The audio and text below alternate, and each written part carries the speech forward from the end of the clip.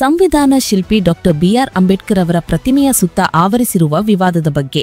ಕೋಟ್ಯಾಂತರ ರೂಪಾಯಿ ವೆಚ್ಚದಲ್ಲಿ ನಿರ್ಮಾಣಗೊಂಡಿರುವ ಪ್ರತಿಮೆ ವರ್ಷಗಳು ಕಳೆದರೂ ಇನ್ನೂ ಅನಾವರಣಗೊಳ್ಳದೆ ತಾಲೂಕು ಆಡಳಿತ ಮತ್ತು ಜನಪ್ರತಿನಿಧಿಗಳ ನಿರ್ಲಕ್ಷ್ಯಕ್ಕೆ ಸಾಕ್ಷಿಯಾಗಿದೆ.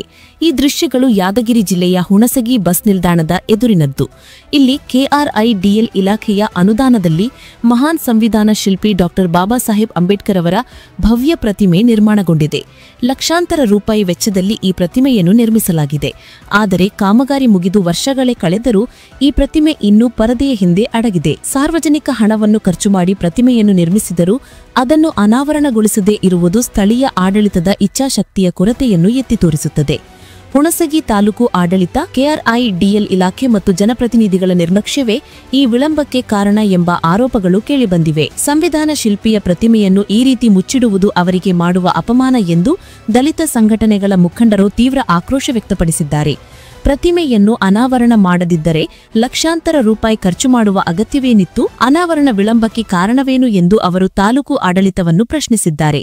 ಈ ವಿಷಯವು ಹುಣಸಗಿ ತಾಲೂಕಿನಲ್ಲಿ ತೀವ್ರ ಚರ್ಚೆಗೆ ಗ್ರಾಸವಾಗಿದ್ದು, ಕೂಡಲೇ ಪ್ರತಿಮೆಯನ್ನು ಅನಾವರಣಗೊಳಿಸಬೇಕು ಎಂದು ದಲಿತ ಸಂಘಟನೆಗಳು ಒತ್ತಾಯಿಸಿವೆ. ಒಟ್ಟಿನಲ್ಲಿ ಹುಣಸಗಿಯಲ್ಲಿ ಡಾಕ್ಟರ್ ಅಂಬೇಡ್ಕರ್ ಅವರ ಪ್ರತಿಮೆ ನಿರ್ಮಾಣದ ಉದ್ದೇಶ ಮತ್ತು ಅನಾವರಣದ ವಿಳಂಬದ ನಡುವೆ ಆಡಳಿತ ಮತ್ತು ಜನಪ್ರತಿನಿಧಿಗಳ ನಿರ್ಲಕ್ಷ್ಯದ ಕಥೆ ಬಹಿರಂಗವಾಗಿದೆ.